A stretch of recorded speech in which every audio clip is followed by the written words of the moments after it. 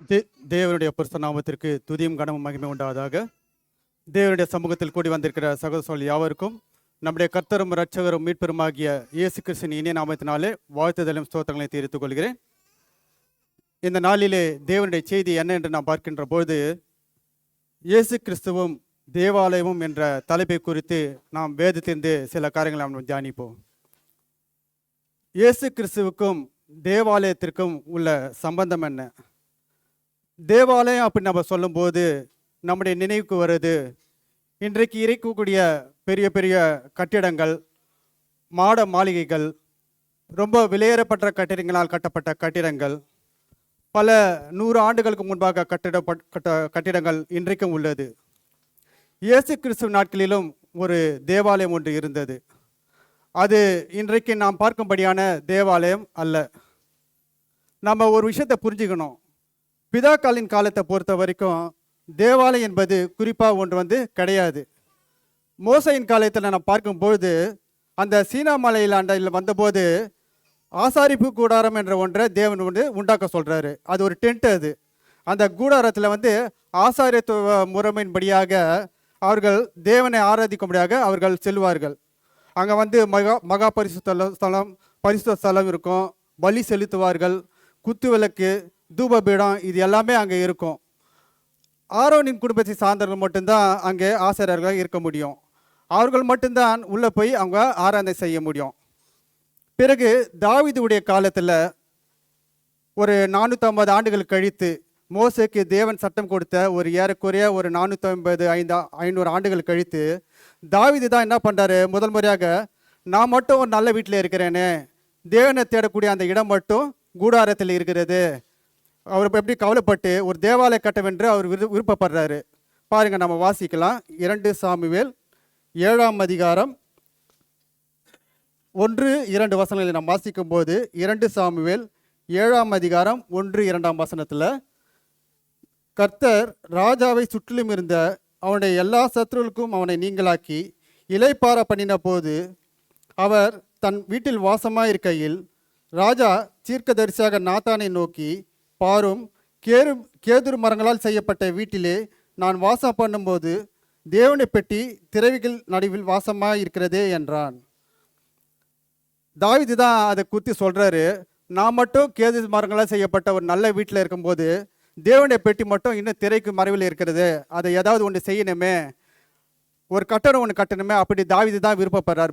முதல்ல தேவாலயம் ஒரு கட்டிடத்திலான ஒரு தேவாலயம் கட்ட வென்று அவர் விருப்பப்படுறாரு. அப்போ தேவன் சொல்கிறாரு, நீ கட்ட மாட்ட, நீ நிறைய பேருடைய ரத்தத்தை சிந்தி இருக்கிறதுனால உன்னுடைய குமாரன் என் நாமத்திற்கென்று ஒரு ஆலயத்தை கட்டுவான் என்று சொல்கிறாரு. பாருங்கள், அதில் 2 சாமுவேல் 7ஆம் அதிகாரம் 13ஆம் வசனத்தை நாம் வாசிக்கும் போது 2 சாமுவேல் 7ஆம் அதிகாரம் 13ஆம் வசனத்தில், அவன் என் நாமத்திற்கென்று ஒரு ஆலயத்தை கட்டுவான், அவன் ராஜபாரத்தின் சிங்காசனத்தை என்றைக்கும் நிலைக்க பண்ணுவேன் என்றார். அது உனக்கு ஒரு குமாரன் பிறப்பார்.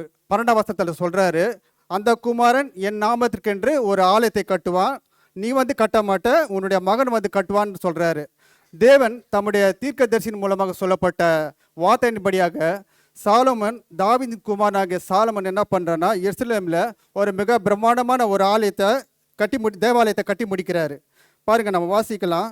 1 ராஜாக்கள் 6ஆம் அதிகாரம் 38வது வசனத்தில் நாம் வாசிக்கும்போது 1 ராஜாக்கள் 6ஆம் அதிகாரம் 38வது வசனத்தில், 11ஆம் வருஷம் பூல் என்னும் 8ஆம் மாதத்திலே அந்த ஆலயம் முழுவதும் சகல சட்டத்தின்படியே ஒரு பங்கும் குறையாமல் கட்டி தீர்ந்தது. அதை கட்டி முடிக்க 7 வருஷம் சென்றது. அவன் அதை கட்டி முடிக்க 7 வருஷம் சென்றது. சாமுவேல் ராஜா தாவீது விருப்பப்பட்ட அந்த விருப்பத்தை தேவனுடைய கட்டளையின்படியாக, சட்டத்தின்படியாக ஒரு கட்டடத்தை அவர் கட்டி முடிக்கிறார். எத்தனை வருஷத்தில் பார்த்தீங்கன்னா 7 வருஷத்தில். இது கட்டடத்தில் மாறினாலும் அதே ஆசாரிப்பு கூடாரத்துடைய முறை தான், அதில் மாற்று கருத்து எதுவுமே கிடையாது. இப்போது தேவாலயம் அப்படி நம்ம சொல்லும்போது நிறைய பேரோட இறுதியில் இருக்குது என்னென்னா, இன்றைக்கி நாம் ஒரு கட்டத்தில் இருக்கிற நாம் உள்ளே எல்லாம் கூடி வருது போல், அன்றைக்கி தேவாலயம்னா எல்லோரும் கூடி போவாங்க போல் அப்படின்னு நினைக்கிறாங்க. இன்னொரு வார்த்தையில் சொல்ல போனால் சாலமோன் சர்ச்சு கட்டிட்டாருன்னு சொல்கிறாங்க நிறைய பேர். சாலமன் என்ன பண்ணிட்டாரா, சர்ச்சு கட்டிட்டாரு, சபை கட்டிட்டாரு. அந்த சபை தான் இந்த ஆலயம் அப்படின்னு சொல்கிறாங்க. நல்லா புரிஞ்சுக்குங்க. இயேசு கிறிஸ்துவானவர் சொல்கிறாரு மத்தேயு 16:18, இந்த கல்லின் மீது நான் என் சபையை கட்டுவேன்றாரு. சாலமோன் கட்டின தேவாலயம் அது ஒரு கட்டிடம். அது வந்து இன்னைக்கு நடக்கிறது போல எல்லாரும் உள்ளே போய் பாட்டு பாடி, அதாவது கர்த்தருடைய பந்தி எடுத்துக்கொண்டு பிரசங்க கேட்கக்கூடிய அங்கே நடைபெறலை. நியாயப்பிரமாணத்தின்படியாக பலி செலுத்துவது, தூப பீடம், தூப வர்க்கம் போடுவது, குத்துவிளக்கு ஏற்றுவது, கூடாரத்தில் இருந்த அதே ஆராதனை முறை தான். முன்ன வந்து கூடாரத்தில் இருந்தது, இப்போ வந்து அது கட்டடத்தில் மாறி போச்சு. இப்படி தான் தேவாலயம் அங்கே வந்து இருந்தது. பிற்பாடு இந்த மக்கள் என்ன செய்கிறாங்க, தொடர்ந்து பாவம் செய்ததுனால என்ன பண்ணினான்னா, கிமு 584 நேபுகாத்நேச்சர் வந்து என்ன பண்ணுறாருன்னா, எருசலேமில் இருக்கிற தேவாலயத்தை அழிச்சு போடுறாரு, கொளுத்தி போடுறாரு. பிறகு யூதர்களை அடிமையாக கொண்டு போயிடுறாரு. 70 வருஷத்துக்கு பிறகு திரும்பி வந்த யூதர்கள் என்ன பண்ணுறாங்கன்னா, மறுபடியும் ஆலயத்தை கட்டுறாங்க. மறுபடியும் அது புது தேவாலயம் கட்டப்படுகிறது. மறுபடியும் அது பழசாகுது. அதாவது ஏரோது ராஜா, இயேசு கிறிஸ்து குழந்தையாக இருக்கும்போது கொலை செய்ய சொன்ன ஏரோது ராஜா என்ன பண்ணுறாருன்னா, யூதர்களை பிரிவுபடுத்தும் வண்ணமாக அந்த தேவாலயத்தை புதுப்பிக்கிறாரு. யோவான் சுவிசேஷ புத்தகத்தில் நான் வாசிக்கும் போது கூட நான் கருத்தை மட்டும் சொல்லிடுறேன், வீட்டில் படிச்சிங்க.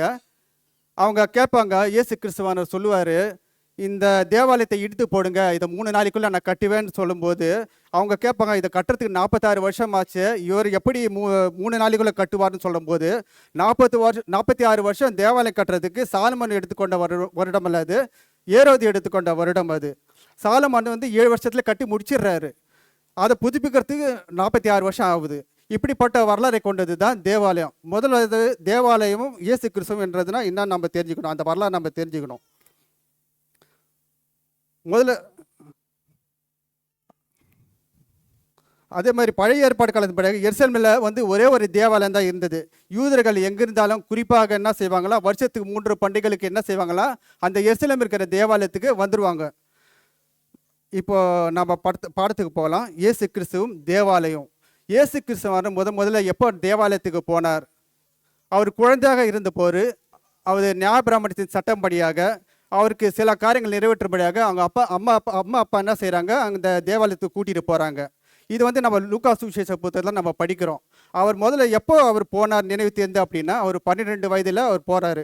பாருங்கள், நம்ம வாசிக்கலாம். லூக்கா 2ஆம் அதிகாரம் 42ஆம் வசனத்தில்,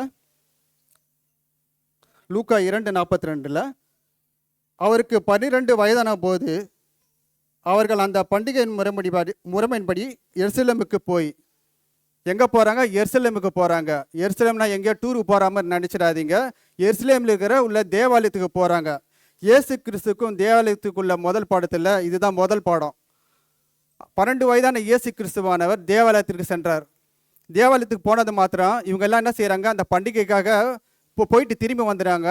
இயேசு கிறிஸ்துவை காணோம். மீண்டும் மரியாதை யோசப் என்ன செய்கிறாங்க, இயேசு கிறிஸ்துவை தேடிக்கொண்டு போது அவர் என்ன செய்து கொண்டிருக்கிறார்னு பார்க்கும்போது, அவர் தேவாலயத்தில் என்ன செய்து கொண்டு பார்க்கும்போது, லூக்கா 2ஆம் அதிகாரம் 46ஆவது வசனத்தில் பார்க்கும்போது, லூக்கா 2:46, 3 நாளைக்கு பின்பு அவர் தேவாலயத்தில் போதகர் நடுவில் உட்கார்ந்திருக்கும், அவர்கள் பேசுகிறதை கேட்கவும் அவர்களை வினவும் கண்டார்கள். 3 நாளைக்கு பின்பு அவர் எங்கே உட்கார்ந்துருந்தா, போதர் நடுவில் என்ன பண்ணுறாரு, உட்கார்ந்துருக்கிறார், பேசுகிறத கேட்குறாரு, வினவும் கண்டார்கள்.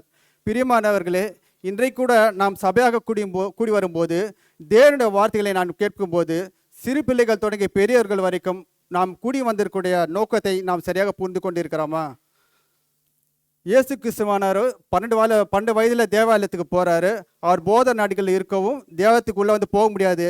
ஒருவேளை நீங்கள் இப்படி கற்பனை பண்ணி பார்க்கக்கூடாது, இங்கே சேர் போட்டு 4 ஊழியக்காரங்க இருந்தாங்க, அவர் நடுவில் உட்கார்ந்து இருந்தார்னு அப்படின்றப்ப யோசிக்கக்கூடாது.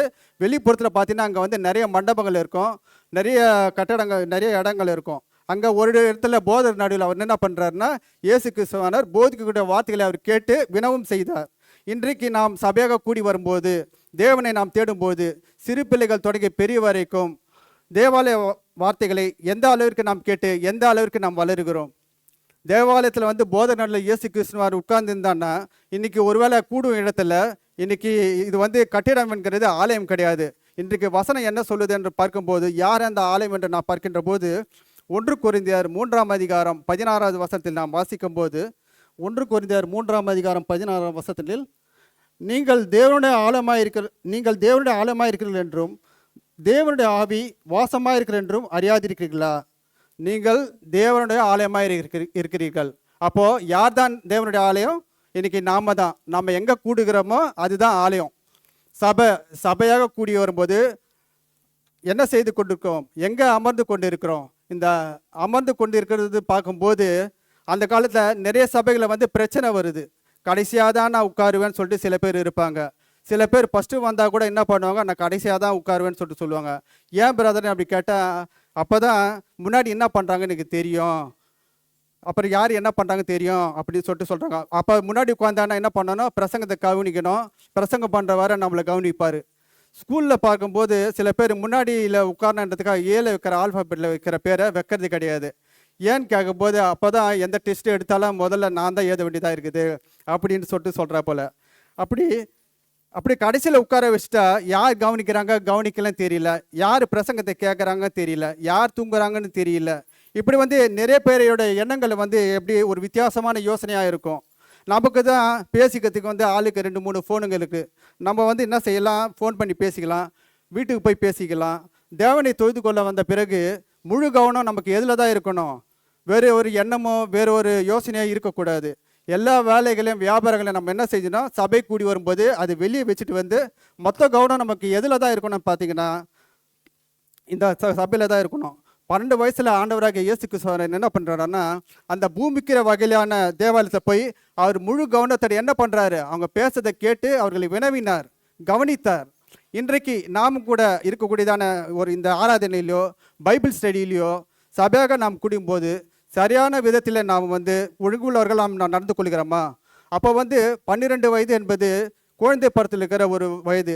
13 வயது ஒரு டீனேஜ். 12 வயசு முடிஞ்சு 13வது வயசு போகிற ஒரு குழந்தை போகிற வயசு. இயேசு கிறிஸ்துவை காணோம்.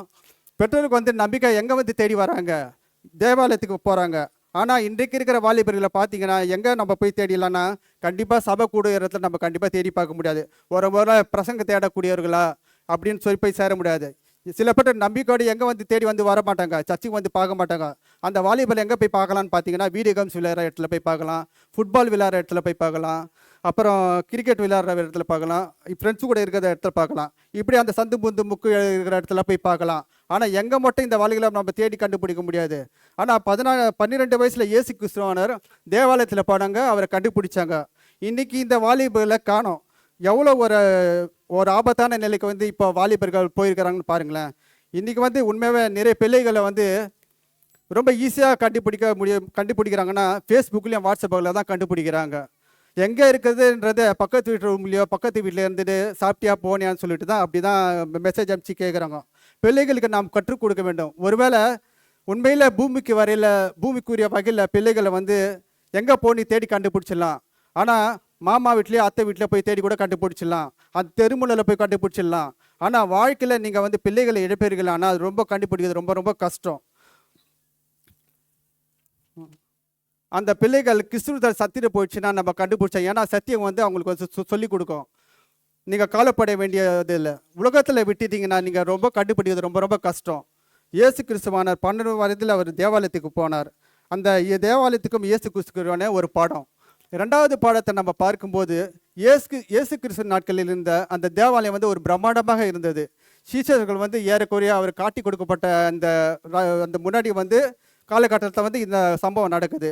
ஒரு பிரம்மாண்டமான ஒரு தேவாலயத்தை காட்டி சீஷர்கள் கேட்குறாங்க, ஆண்டவரே இதை பற்றி ஏதாவது சொல்லுங்கள், இதை பற்றி ஏதாவது கருத்து சொல்லுங்கன்றாரு.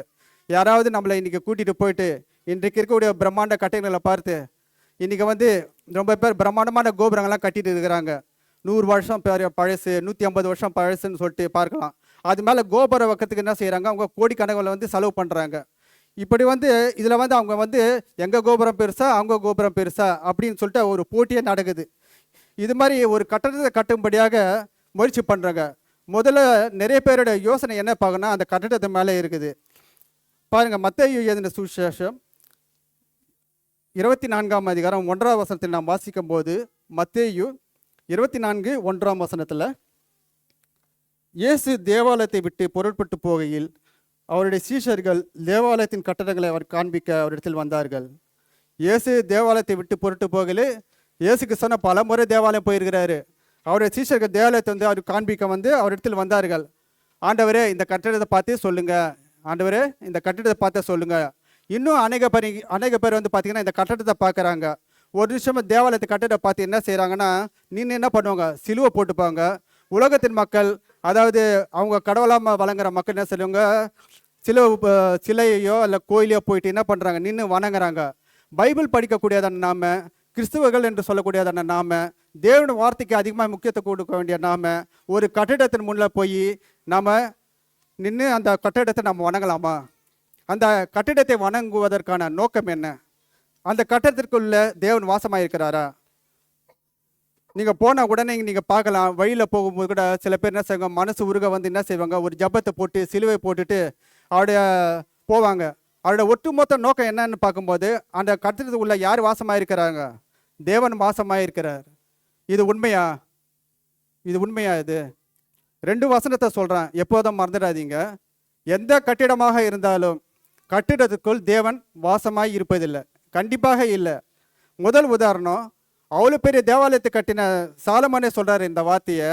சில பேர் சொல்லுவாங்க, நான் கட்டின தேவாலயத்தில் ஆண்டவர் இல்லைன்னு சொல்கிறீங்களா, அங்கே உள்ளதான் இருக்கிறாரு அப்படின்னு சொல்லலாம். ஆனால் சாலமோன் ஒரு வார்த்தையை சொல்கிறாரு. அப்போஸ்தலர் நடபடிகள் 7ஆம் அதிகாரம் 47 48ஆம் வசனத்தில் நாம் பார்க்கின்ற போது, அப்போஸ்தலர் 7ஆம் அதிகாரம் 47 48ஆம் வசனம், ஆகிலும் சாலமோனோ அவருக்கு ஆலயத்தை கட்டினான், ஆகிலும் உன்னதமானவர் கையினால் செய்யப்பட்ட ஆலயங்களில் வாசமாய் இரார். இப்போதான் நம்ம கொஞ்ச நேரத்துக்கு முன்னாடி பார்த்தோம் சாலமோன் என்ன பண்ணாராம், அவருக்கு ஆலயத்தை கட்டினான், ஆகிலும் உன்னதமானவர் கையினால் கட்டப்பட்ட ஆலயங்கள வாசமாக இரார் என்று அப்படியே சாலமோனே சொல்றாரு. இந்த வார்த்தை நீங்கள் அண்டர்லைன் பண்ணிங்க. கையினால் கட்டப்பட்ட ஆலயங்களில் தேவன் இருக்க மாட்டார்.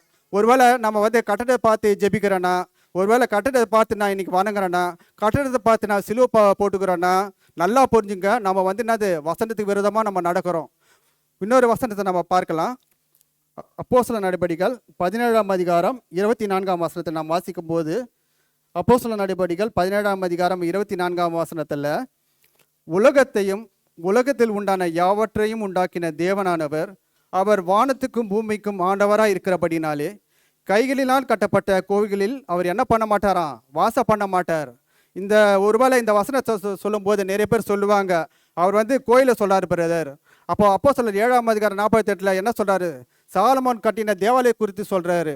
தேவன் உன்னதமானவர் மனுஷர் கைகளால் கட்டப்பட்ட ஆலயத்தில் வாசமாக இருக்க மாட்டார். இப்படி தான் நிறைய பேருடைய நம்பிக்கை எங்கே இருக்குதுன்னா அந்த கட்டடத்தின் மேலே இருக்குது. அதுக்கு முன்னாடி போய் பிரேயர் பண்ணிடணும். ஏன்னா இன்றைக்கி வந்து ரொம்ப சீரியஸாக போய் இருக்குது. திருமணம் ஏன் சபை கூட இடத்துல போய் நம்ம பண்ணுறோம், எல்லாரும் அமைதியாக கேட்பாங்க, வசனத்தை கேட்பாங்க அப்படின்னு. கட்டடத்தில் போய் வச்சிங்கன்னு வச்சிங்களா, என்ன பண்ணுவாங்க, ஒரே சத்தம் போட்டிருப்பாங்க. சில பேர் என்ன இருக்கும், அந்த சில பேரோட எண்ணம் என்னென்னா, திருமணம் பண்ணால் சர்ச்சு பில்டிங்கில் பண்ணால் தான் அது வந்து பரிசுத்தமானது, அப்போ தான் அது தேவன் வந்து ஆசை ஏற்றுப்பார் அப்படின்னு சொல்லிட்டு சொல்கிறாங்க. இன்னொருடைய கலை உபதேசம் என்ன சொல்கிறாங்கன்னா, ஒருத்தர் இறந்து போயிட்டான்னு வச்சிங்களேன், இறந்து போனரை கூட்டிகிட்டு ஸ்ட்ரெயிட்டாக எங்கே வந்து கல்லறைக்கு சர்ச்சு பில்டிங் கொண்டு வந்துடுறாங்க. அங்கே வந்து கொண்டு போனால் தான் அவர் எங்கே போயிடுவாரா, பரலோகத்துக்கு போயிடுவார். அதே மாதிரி தான் கொரோனா டைமில் கூட இறந்தவங்களை கூட்டிகிட்டு எங்கே வராங்க, கூட்டிகிட்டு வரும்போது என்ன சொல்கிறாங்க, ஃபோன் பண்ணி சொல்லிடுறாங்க, தயவுசெய்து நீங்கள் இங்கே மட்டும் வந்துடாதீங்க, நீங்கள் அதை வாசலை, சில பேர் நாங்கள் அதை வாசலை வச்சுட்டு சில பேர் கொண்டு போகிறாங்க, இவங்க மட்டும் கூட்டிகிட்டு வந்தாங்க, நீங்கள் ஸ்ட்ரெயிட்டாக என்ன செய்யுங்க, கல்லருக்கு கூட்டிகிட்டு போயிடுங்க அப்படின்னு சொல்லிட்டு சொல்கிறாங்க. பிரியமானவர்களே, இது வந்து எந்த அர்த்தத்தில் வந்து அவங்க இருக்காங்க, அந்த உடம்பை அந்த சர்ச்சில் வச்சுட்டு போனால் தான் அவர் எங்கே போயிடுவாரா, பரலோகத்துக்கு போயிடுவார். எங்கே இருக்குது அந்த உபதேசம்? அப்போ எதுக்கு முக்கியத்துவம் கொடுக்குறாங்க? இப்படி தான் நிறைய பேருடைய மக்களுடைய விசுவாசம் இருக்குது, கட்டிடத்தின் மீது விசுவாசம். இஸ்ரேல் மக்கள் தான் அப்படி தான் நம்பிக்கை வச்சுருந்தாங்க. இன்றைக்கி இஸ்ரேல் மக்கள் என்ன செய்கிறாங்கன்னா, அதே போல் காரியங்களை அன்றைக்கும் இஸ்ரேல் மக்கள் செய்து வந்தாங்க, அந்த எருசலேம் தேவாலயத்தை செஞ்சுட்டு வராங்க. அது ஒரு ஆச்சரியமான விஷயம். பாருங்கள், எரேமியா புஸ்தகம் 7ஆம் அதிகாரம் 9ஆம் வசனத்தில் நாம் வாசிக்கும் போது, எரேமியா புஸ்தகம் 7ஆம் அதிகாரம் 9ஆம் வசனத்தில், நீங்கள் திருடி கொலை செய்து விபசாரம் பண்ணி பொய்யானையிட்டு பாகாலுக்கு தூபம் காட்டி நீங்கள் அறியாத தேவர்களை பின்பற்றி, அதாவது செய்கிற தவறெல்லாம் செஞ்சிருவாங்களாம், எல்லா பாவத்தையும் செஞ்சிருவாங்களாம், எல்லாத்தையும் செஞ்சுட்டு 10ஆவது வசனத்தில் வாசிக்கும் போது, பிற்பாடு வந்து இந்த என் நாமம் தரிக்கப்பட்ட இந்த ஆலயத்தில் எனக்கு முன்பாக நின்று இந்த அருவருப்புகளை எல்லாம் செய்வதற்காக விடுதலை பெற்றிருக்கோம் என்று சொல்வீர்களோ. அதாவது அந்த கட்டடத்துக்கு முன்னாடி நின்றுட்டாலே கட்டிடத்துக்கு முன்னாடி மன்னிப்பு கேட்டதால ஆண்டவர் என்ன செய்வாராம், மன்னிச்சிடுவார் என்ற நம்பிக்கை வந்து அவங்க மேலே அவங்களுக்கு இருந்துருச்சு. என்ன தப்பு வேணால் பண்ணிடலாம், இந்த கட்டத்துக்கு முன்னாடி வந்து மன்னிப்பு கேட்டால் ஆண்டவர் மன்னிச்சிடுவார். அதே மாதிரி எண்ணத்தில் தான் நிறைய பேர் இருக்கிறாங்க. 11ஆவது வசனத்தில் நாம் பார்க்கின்ற போது, அதிலேயே 7ஆம் அதிகாரம் 11ஆம் வசனத்தில், என் நாமம் தரிக்கப்பட்ட இந்த ஆலயம் உங்கள் பார்வைக்கு கல்லர் குகையாயிற்றோ, இதோ நானும் இதை கண்டேன் என்று கர்த்தர் சொல்லுகிறார். அதாவது இது என்ன, பாவம் செஞ்சவங்க வந்து தஞ்சை புகிற ஒரு இடம் நினச்சிட்டிங்களா? ஒருவேளை அவர் மனம் திரும்ப பட்சத்தில், சத்தியத்தை அறிந்து கொள்ளுகிற பட்சத்தில் அவங்க உணர்ந்து மனம் திரும்பி வரலாம். எல்லாம் தப்பை செஞ்சுட்டு நேராக கட்டிடத்துக்கு வந்து நின்று ஆண்டவரே என் பாவத்தை மன்னிச்சிருங்க சொன்னால் அவர் மன்னிச்சிடுவாரா? 14ஆவது வசனத்தில் நாம் பார்க்கின்ற பொழுது,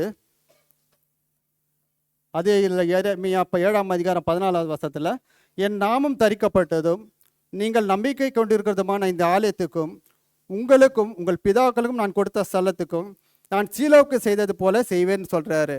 அப்போ அவங்க நம்பிக்கை எங்கே இருந்தது? தேவன் மேலே இல்லை, அந்த கட்டிடத்து மேலே தான் இருந்தது. நீங்கள் நம்பிக்கொண்டிருக்கிறமான இந்த ஆலயத்தை என்ன செய்வேன்றாரு? சீலோவுக்கு செய்தது போல நான் செய்வேன்றாரு. அதே மாதிரி தான் என்னாச்சு, அழிப்பேன்ன்றாரு. அதே போல தான் கிமு 584 என்னாச்சுன்னா நெபுகாத்நேச்சர் வந்து அதை வந்து அழிக்கிறாரு. அது இப்படிப்பட்ட நம்பிக்கை எதை பார்க்கும்போதுன்னா அவங்களுக்கு அந்த கட்டிடத்தை பார்க்கும்போது தான் வருது. அது இப்படி தான் சீஷர்களும் கேட்டாங்களாம், ஆண்டவர்களே இந்த கட்டிடத்தை பார்த்து ஏதாவது சொல்லுங்கள், இந்த கட்டிடத்தை பார்த்து ஏதாவது சொல்லுங்கள்.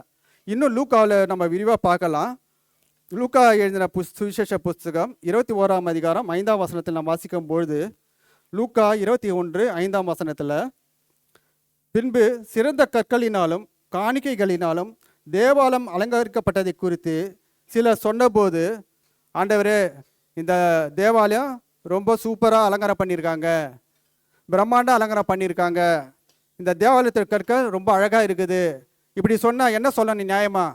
ஆமாம்மா சூப்பராக இருக்குது, நம்ம கூட நிறைய இடத்துக்கு டூருக்கு போகிறோம், சுற்றி பார்க்க போகிறோம், சுற்றி பார்க்கும்போது வித்தியாசமானதை கட்டிட பார்த்து ரொம்ப அருமையாக இருக்குதுன்னு நம்ம இது பண்ணுறோம். நம்மளை ஒருத்தர் கூட்டிகிட்டு போனார், வாங்க எங்கள் கட்டிடத்தை வந்து பாருங்கள் அப்படின்னு சொல்லும்போது நம்ம என்ன சொல்லுவோம்? ரொம்ப அருமையாக இருக்குது அப்படின்னு தான் நம்ம சொல்லுவோம். ஆனால் அவர் சொன்ன பதில் என்ன நான் பார்க்கின்ற போது, லூக்கா 21ஆம் அதிகாரம் 6ஆம் வசனத்தில் நாம் வாசிக்கும்போது, லூக்கா 21:6ஆம் வசனத்தில், அவர்கள் நீங்கள் பார்க்கிற இவைகளில் ஒரு கல் மற்றொரு கல்லின் மேல் இராதபடிக்கு எல்லாம் இடிக்கப்படும் நாட்கள் வரும் என்றார். இப்படி சொன்னால் எப்படி இருக்கும்? இந்த கட்டடம் எல்லாம் இடிந்து போயிடும். சில பேர் வந்து கோவித்து விளாங்க, என்ன நான் கூட்டிகிட்டு வந்து சொல்லும்போது இப்படி அபசகுணமாக சொல்கிறீங்களே, இது உண்மையா? அதாவது இந்த அலங்கரிக்கப்பட்ட கட்டிடத்தை விட ஆண்டவர் சொல்கிறாரு இதை பார்த்து ஏதாவது சொல்லுங்கன்னும் போது இயேசு கிறிஸ்துவ சொல்கிறாரு, இந்த கல்லின் மேல் ஒரு கல் இராதபடிக்கு என்ன பண்ணுமா? இடிக்கப்பட்டு போகும்னு சொல்கிறாரு. பிரியமானவர்களே, நம்ம நல்லா ஒன்று புரிஞ்சுக்கணும். இயேசு கிறிஸ்துவானவர் நியாயப்பிரமாணத்தின்படி அவர் வாழ்ந்தார். நியாயப்பிரமாணத்தின்படி தான் 12 வயதில் வந்து என்ன பண்ணுறாரு? தேவாலயத்துக்கு போகிறாரு. அது மாத்திரமல்ல, இன்னொரு காரியத்தை நம்ம பார்க்கலாம். யோவான் பகுதியில் நாம் வாசிக்கும்போது கூட அந்த தேவாலயத்தில் வியாபாரம் பண்ணி கொண்டு வருகிறாங்க. அது தெரிஞ்ச நம்ம காரியம். வியாபாரம் பண்ணிட்டு போது அவர் ஆடு மாடு புறா எல்லாத்தையும் விற்கிறாங்க. அப்படி இருக்கும்போது அவர் அதை பார்த்துட்டு என்ன செய்கிறாரு? சவுக்கு உண்டு பண்ணி என்ன பண்ணுறாரு? துரத்துறாரு. துரத்திட்டு என்ன சொல்கிறாரு? என் பிதா வீட்டில் என்ன ஆக்காதீங்க, வியாபாரம் வீடாக்காதீங்கன்னு சொல்கிறாரு. அவ்வளோ முக்கியத்துவம் கொடுத்த இயேசு கிறிஸ்துவானவர் இந்த கட்டிடத்தின் மேலே ஒரு கல்லின் மேல் ஒரு கல் இராதபடிக்கு என்ன பாடும்? இடிக்கப்பட்டு போகும்னு சொல்கிறாரு. எப்போ அது இடிக்கப்பட்டு போகணும்னு பார்த்தீங்கன்னா கிபி 70 ரோமர்களால் தேவாலயம் அழிக்கப்பட்டது. மத்தேயு 24ஆம் அதிகாரத்தில் நாம் வாசிக்கும் போது கூட அடிக்கடி ஒரு சம்பவம் வசனத்தை நம்ம பார்ப்போம். பூமி அதிர்ச்சி வரும், கொள்ளை நோய் வரும், இதெல்லாம் இன்றைக்கி வந்து எடுத்து பிரசங்கம் பண்ணிட்டு வராங்க. இதெல்லாம் நடக்க போகுது பாருங்கள், கொரோனா வருது. இதெல்லாம் வந்து 1ஆம் நூற்றாண்டில் நடந்த சம்பவம் வந்து இதெல்லாம். கிபி 62 ரோம் நகரத்தில் போம்போ என்ற ஒரு பட்டணத்தில் வந்து மிகப்பெரிய ஒரு பூகம் வந்தது. 1ஆம் நூற்றாண்டில் நடந்த இது சம்பவம் இது. அதாவது கிபி 70 எருசலேம் ஆனது என்ன ஆச்சுன்னா, இயேசு கிறிஸ்துவான தீர்க்கதரிசனம் சொல்லபடியாக ஒரு கல்லின் மேல் ஒரு கல் இராதபடிக்கு என்ன செய்யப்பட்டதுன்னா இடித்து போகப்பட்டது. காரணம் என்ன தெரியும்னா, அந்த மக்கள் செய்த பாவம். அதுபோல் பிரியமானவர்களே, இந்த பூமிக்குரிய கட்டடத்தை நாம் பார்க்கிறதை விட எது முக்கியம் நாம் பார்த்தீங்கன்னா, சபையாக நாம் கூடுவது, சபையாக நாம் வாழ்வது, சபையாக நாம் ஜீவிப்பது. நம்முடைய சிந்தனை, நம்முடைய எண்ணத்தில் பிதாவாகிய தேவனுக்கு நாம் முக்கியத்துவம் கொடுக்கணும். குமாரனாகிய இயேசு கிறிஸ்துக்கு நம்ம முக்கியத்துவம் கொடுக்கணும். பரிசுத்த ஆவியானருக்கு நம்ம முக்கியத்துவம் கொடுக்கணும். தேவ வசனத்துக்கு முக்கியத்துவம் கொடுக்கணும். ஏன்னா பல கிறிஸ்தன் சபையில் வந்து இன்றைக்கி வந்து பார்த்தீங்கன்னா சொந்த இடம் கூட கிடையாது. ஒரு சின்ன இடத்துல வாடகை எடுத்து என்ன பண்ணுறாங்க, இன்னைக்கு தேவனை தொழுது கொண்டு வருகிறார்கள். அப்போது நிறைய பேருடைய எண்ணம் என்னன்னு பார்த்தீங்கன்னா, உங்கள் இடம் ரொம்ப சின்னதாக இருக்குது, நான் வரமாட்டேன். பெரிய கட்டிடம் இருக்குதா, கோபுரம் இருக்குதா, உங்கள் சபைக்குன்னு ஒரு தனி கலர் இருக்கா, திருமண மண்டபம் இருக்குதா, இப்படின்னு சொல்கிறாங்க. கொஞ்சம் யோசிச்சு பாருங்க, எந்த சபை உண்மையான சபை? என் பாவம் மன்னிக்கப்பட்டு நான் பரிசுத்தமாவதற்கு கிறிஸ்து கட்டின சபை எந்த சபை? அப்படின்னு நிறைய பேர் தேடலை. சில பேர் வீடு தேடும்போது கூட நல்ல வீடா, தண்ணி வருதா அப்படின்னு பார்க்குறாங்க. அது தவறு. இன்றைய சபை என்று சொல்லும் பொழுது நாம் பரிசுத்தமுள்ளவர்களாய் வாழ வேண்டும், நீதி உள்ளவர்களாய் வாழ வேண்டும். இந்த சபையை இயேசு கிறிஸ்துவானர் கட்டினார். பாருங்க, நம்ம வாசிக்கலாம். யோவான் சுவிசேஷ புஸ்தகத்தில் இயேசு கிறிஸ்துவானர் சொல்கிறார் ஒரு வார்த்தையை நம்ம வாசிக்கலாம். யோவான் புஸ்தகம் 2ஆம் அதிகாரம் 19ஆம் வசனத்தில் நாம் வாசிக்கும்போது, யோவான் 2ஆம் அதிகாரம் 19ஆம் வசனத்தில் இயேசு அவர்களுக்கு பிரதியுத்தரமாக, இந்த ஆலயத்தை இடித்து போடுங்கள், 3 நாளுக்குள்ளே இதை எழுப்புவேன் என்றார். இயேசு கிறிஸ்துவானவர் எந்த ஆலயத்தை குறித்து சொல்றாரு? 21ஆவது வசனத்தில் பாருங்க, அவரோ தம்முடைய சரீரமாக ஆலை குறித்து சொல்கிறார். தம்முடைய சரீரமாக ஆலை குறித்து பேசுகிறாரு. இயேசு கிறிஸ்துவானர் 3ஆம் நாளில் உயிர்த்தெழுந்ததை குறித்து அவர் சொல்றார். உயிர்த்தெழுந்த பிறகு அவர் ஸ்தாபிக்கப்பட போகிற சபையை குறித்து அவர் சொல்றார். இந்த சபையாக ஆலயத்தை ஸ்தாபித்தது யார்? ஆண்டவராக இயேசு கிறிஸ்து. அப்போ இந்த ஆலயத்தை யாராலும் கட்ட முடியாது, எந்த மனிதனாலும் கட்ட முடியாது. இது இந்த ஆலயம் மனிதனால் கட்டப்பட்டதே கிடையாது. சகரியா புஸ்தகம் 6ஆம் அதிகாரம் 12ஆம் வசனத்தில் நாம் வாசிக்கும் போது, சகரியா 6ஆம் அதிகாரம் 12ஆவது வசனத்தில், அவனோடு சொல்ல வேண்டியது சேனைகளின் கர்த்தர் இருக்கிறது என்னவென்றால், இதோ ஒரு புருஷன், அவருடைய நாமம் கிளை எனப்படும், அவர் தம்முடைய ஸ்தானத்திலிருந்து முளைத்து எழும்பி கர்த்தருடைய ஆலயத்தை கட்டுவார். சொல்லப்போனால் தாவீது சொன்ன வார்த்தையை தான் திரும்ப ஞாபகப்படுத்துகிறேன். நீ கட்ட மாட்ட, உன் குமாரன் ஆலயத்தை கட்டுவான் என் நாமத்திற்கு என்று சொல்றாரு. இது ஒரு வகையில் இயேசு கிறிஸ்துவன் என்னது, தாவீதின் வம்சத்தில் வந்த தாவீதின் குமாரனான இந்த ஆவிக்குரிய சபையை அவர் என்ன பண்றாரு, கட்டினார். இன்றைக்கு இந்த ஆலயத்துக்குள்ள உலகமும் இருக்கிற ஒவ்வொரு கிறிஸ்துக்குள்ள இருக்கிற இந்த ஆலயமாய் நாம் என்ன செய்யறோம், வாழ்ந்து கொண்டு இருக்கிறோம். சில பேர் கேட்பாங்க, உங்க சபை பெரிய சபையா? நீங்க தைரியமா சொல்லலாம், நம்ம சபை எப்படிப்பட்ட சபை? எபேசியர் 2ஆம் அதிகாரம் 21ஆவது வசனத்தை நாம் வாசிக்கும் போது, எபேசியர் 2ஆம் அதிகாரம் 21ஆவது வசனத்தில், அவர் மேல் மாளிகை முழுவதும் இசைவாய் இணைக்கப்பட்டு கர்த்தருக்குள் பரிசுத்த ஆலயமாக எழும்புகிறது. இயேசு கிறிஸ்து மேல இந்த சபை மாளிகை முழுவதும் இசைவை என்ன செய்யப்பட்டிருக்கிறது? இசைவை இணைக்கப்பட்டிருக்கிறது. அதாவது சென்னையில், தமிழ்நாட்டில், இந்தியா முழுவதும், உலகம் முழுவதும் ஞானஸ்தானம் பெற்றவர்கள் கர்த்தருக்குள் வாழ்ந்து கொண்டிருக்கிற ஒவ்வொரும் ஒரு ஜீவனுள்ள கல்லாக இந்த ஆலயத்தில் நான் என்ன செய்யப்பட்டு வருகிறோம், கட்டப்பட்டு வருகிறார்கள்.